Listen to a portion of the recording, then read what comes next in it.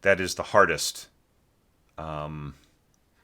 That's putting a lot of pressure on the harpist to be heard in a way that, like, in a all the tones, all the strings plucking at exactly the same time actually makes it less easy to hear for the harpist. The more the harp rolls, the easier it is to make out against other textures.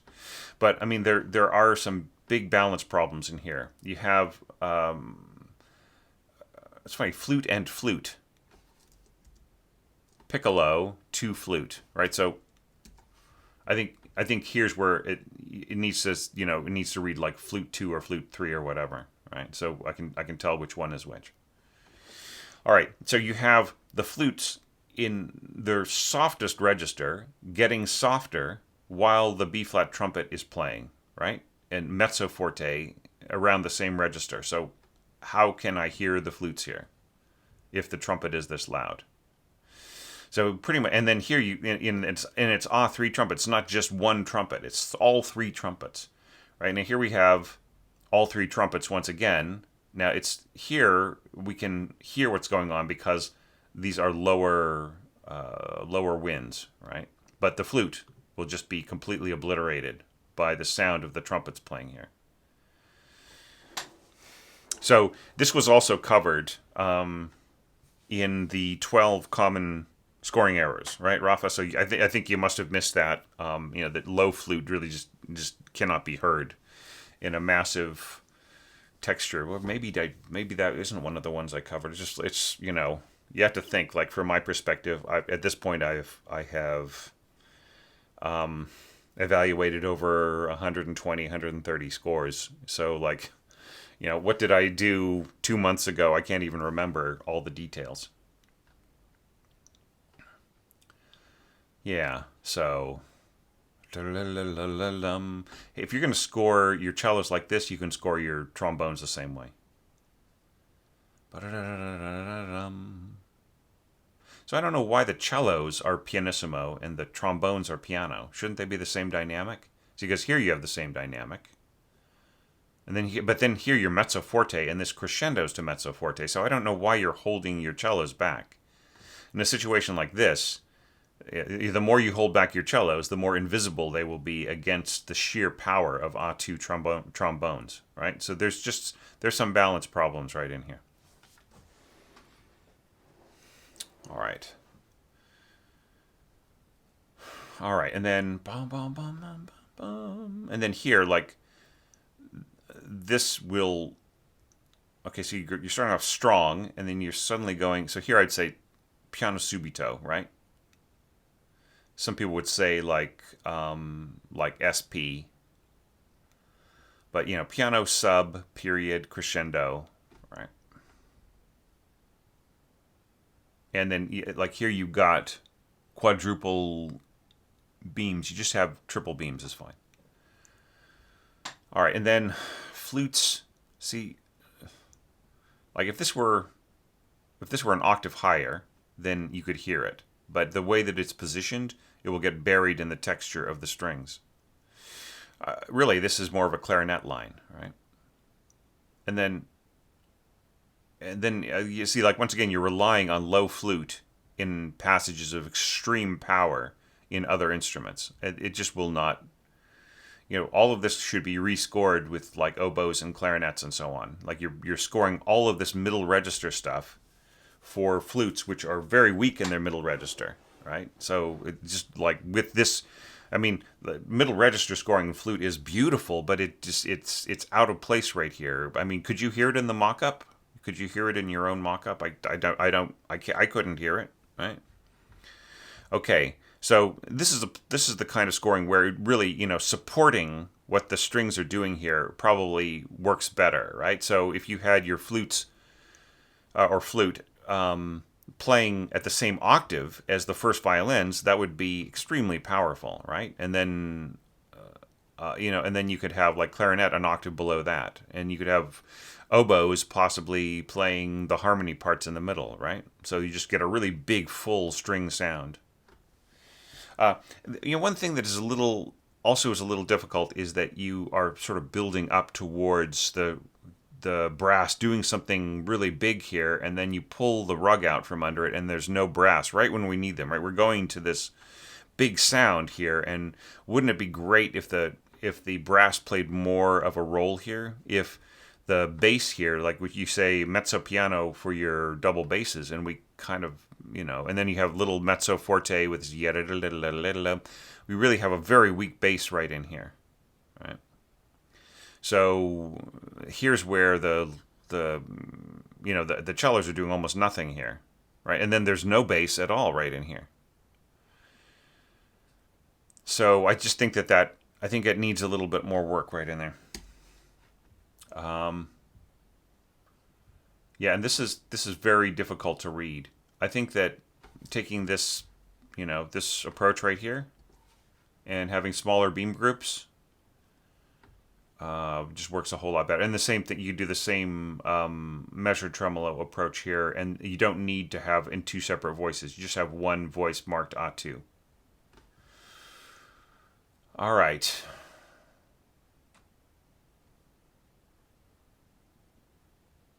Right. Yeah. Yeah. So Rafa, I think that you could build a beautiful mighty tutti passage right in here. I think you could be using your resources to huge effect right in here, and also following like the way that the bass line is scored in the piano part. Higher and then lower, higher than lower, and then even lower. Right. So these, you could drop down an octave here in your double basses, and you could have your cellos doubling an octave higher, right? I think you could feel this way more, right? Because I feel it's sort of anticlimactic when we get here, dun dun dun dun dun dun, right? And then it's a strange rallentando. This should be in the system text, so everybody gets the rallentando at the same time, right? And they can all see it in all parts. And then that's kind of cool. Yeah. And then so and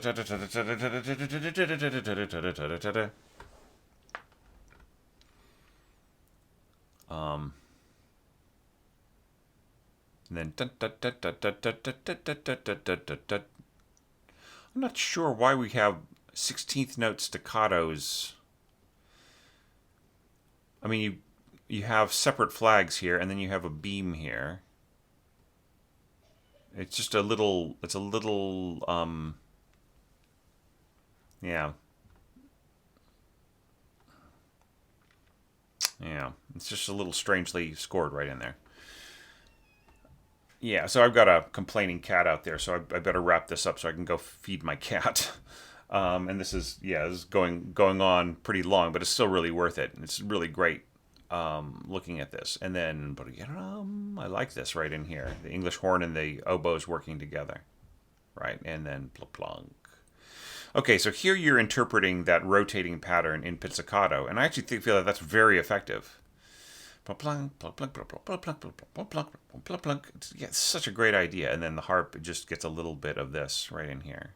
And a little bit of timpani? What's going on here with the timpani? Bum, bum, bum, bum. Glockenspiel. Yeah, see, that's the problem. Like, two Glockenspiel. So, all right, so a couple of things. All right. First of all, your timpanist shouldn't play Glockenspiel. Okay? One of your...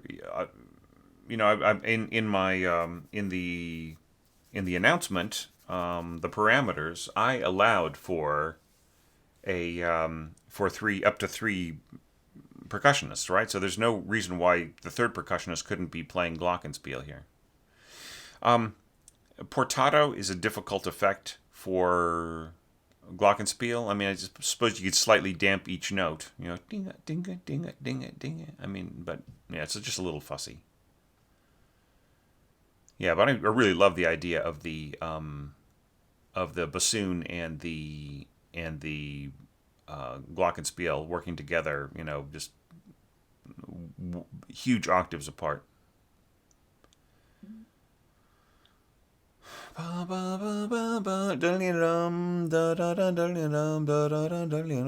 Okay, so what's a little less a little less likely right in here. Okay, so you're saying mezzo piano for the oboe, and you are scoring on some of its lowest notes, which is one of the hardest places to control. And you're having this area right in here, which, it also has a tendency to be very projective. Even if you have both of these instruments playing the same dynamic, the oboe will really stand out, really have a huge amount of pressure, whereas the flute will have very laid back overtones, right? And here's the other problem: is we're going da da da da da da da da, right? So you have the longer note in both of these parts, right? So that those longer notes hang on, so you don't really have the sense of circling. The sort of the rotating pattern gets lost, right? So wouldn't this be a job for the harp, right? Like, wouldn't that be a place where the harp could really be playing those do do do do do do do do do do do do do? Okay, so there's really nothing 6/8 about this. I don't know why you went to 6/8. So it's not, one. It's not bomb da da da da da da. That's not where the. It really is bomb da da da da da da 1, 2, and a 3, and a, right. Okay, and this incredibly high bass clarinet scoring, shouldn't this go just to a simple clarinet? There are some specialists who can play these incredibly high kinds of things on bass clarinet, but that's really not what the bass clarinet is for, right? Maybe did you intend this to be clarinet and it ended up on the wrong staff? It's just strange. Yeah, so just really make that into a put that in a sensible register. Yeah, just score this for clarinet or English horn. Right, and then once again, like if you just listen to the mock-up, you can sort of hear that this just really feels a little muddled, the way that it's scored for these lower winds, right?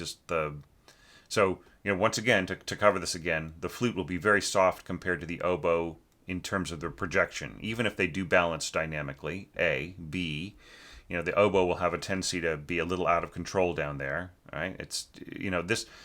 A couple of clarinet players would be perfect for these two parts, right? They would be perfectly in balance. It'd be easy to work out. Or like, say, you could just have the English horn player trading off with the bassoon player on these lower parts, and it would sound great, right? And then like maybe first clarinet playing or second clarinet playing the upper part, while the first clarinet handled that beautiful little solo that you had in here. Hey, hang on, I need to go back.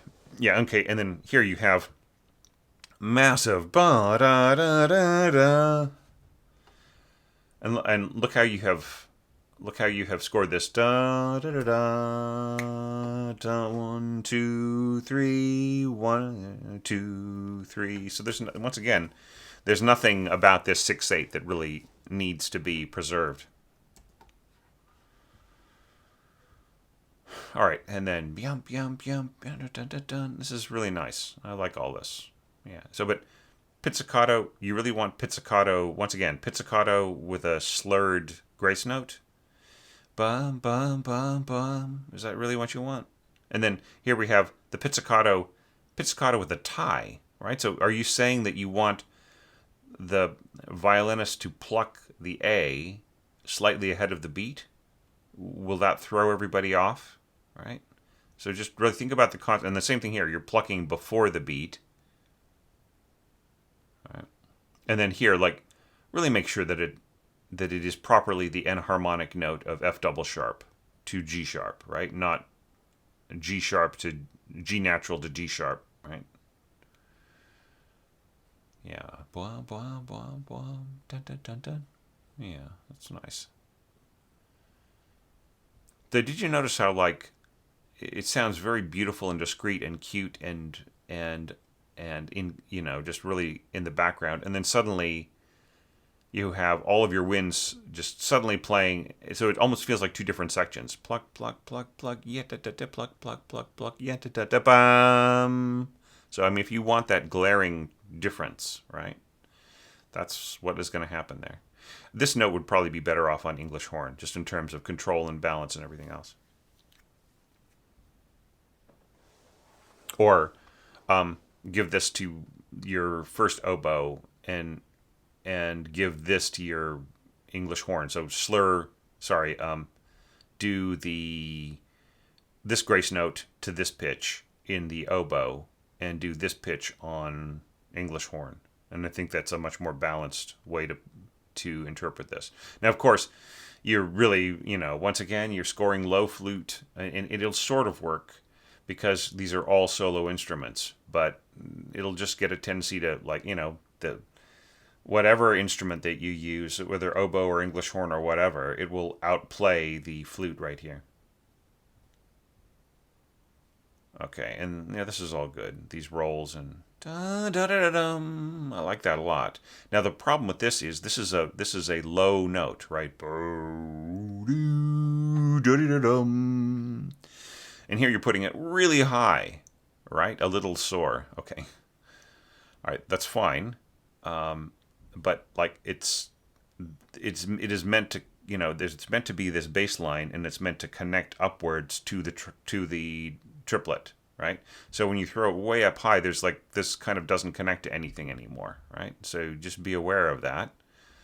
The enormous change of context that you're putting in here with the elevation of this part is disconnecting these two sections. Because what's happening in the music, according to my evaluation criteria, the orchestrator has to convey a sense of icy distance, transition from the distance to intimacy. You're doing that fine with the English horn. But then you have to go from the intimacy to the suspense, right? So I feel that the connection here is sort of broken with this so high. All right, and this is all fine. Actually, watch out for accenting at the end of a tie. And this is strange. It's like it's sort of tied all the way. If you intend portato, then you should have a single slur over tied or slurred pitches with tenuto marks, right, instead of accent marks. Ba ba bum, ba ba bum, ba ba bum, bum bum bum. This is all really nice. And then you end really, really softly. Bum bum, plink. Okay, so yeah, just the proper way to notate this would just be to have this pitch with the harmonic circle over it. Like, don't score it like this. Just have the note with the circle, the bottom note with a circle over it, and it'll sound this note above. All right, and then here, I think what you mean is an open string, right? So just write, just not to be too fussy about it, but I prefer the text O for open, or all the other languages that use the letter O for the word meaning open. Yeah, and then you should have both of these pitches marked, right? Yeah, so Rafa, I mean, it's really an intriguing score, and I really welcome the opportunity to go through a bunch of different parts, but it's the kind of thing where you really sort of deserve to have a very intensive lesson with us working on it together for a few weeks to, for you to get it exactly where you want it, right? And so I feel a little, once again, Chinese, I think you just, write it, we have Italian, we have English, we have Chinese characters, and I think that's beautiful, but it's just a question of who can understand it, right? You're limiting the amount of people who can, who can pick up on that, what that means. With all respect, I mean, I love the idea, but I mean, unless you put a glossary at the beginning, right, which sort of defeats the purpose of it being spontaneous. Anyway, all right, but to get back to this, I feel this is something where it would have been terrific to work with you for a few weeks, and coming back, having back and forth with with working on different sections together and working at different approaches and so on, just to really strengthen things. I feel that would have been the way to go in order for you to handle this huge variety of approaches. I mean, maybe I can add hundreds of little quibbles and instructions and suggestions about how to do things better or worse, right, in this score.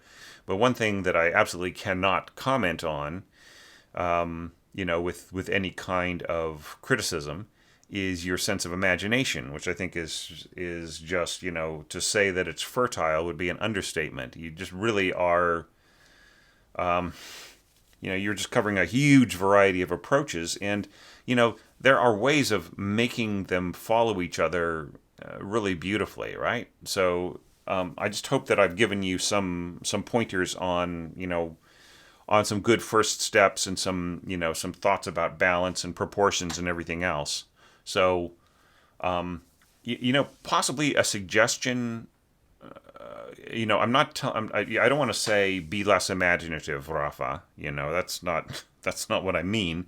But if you take 4 bars or 8 bars or 16 bars and essentially kind of orchestrate them in a consistent way throughout, and then progress the texture within that orchestration, that might work better, I think, than this kind of more sparse approach, kind of jumping from texture to texture in kind of much more limited little areas, right? So and I think there's still a lot you can work on in this score for your own enjoyment, your own your own sense of progress. Like for instance, the end of D, building up that tutti with more brass and so on. So I still think that there are horizons left untapped in this music, even beyond any of my poor attempts to, to give you feedback and so on and so forth. So, but I mean, it really shows the signs of an enormous amount of work put into it. So that is something I really, really appreciate. And, of course, like the support on Patreon almost goes without saying, except for the fact that I feel the urge to say it in every single one of these evaluations because I'm so appreciative of it. And, like this wonderful time that happens every year in which I get to look at everybody's scores in huge detail sometimes. So thank you so much, Rafa. And thank you to all my Patreon subscribers, supporters, all the people out there who are watching this evaluation all the way through. You guys get a virtual medal, and for doing that and with this and other evaluations, it's amazing. I really appreciate that, and just for everybody keeping the community strong with comments, likes. I'm noticing some evaluations out there getting shared in different platforms, and just the word getting around and stuff, and that just makes us a stronger community with everybody helping each other out. That's really what my vision is. So thanks to you all, and onward with these evaluations.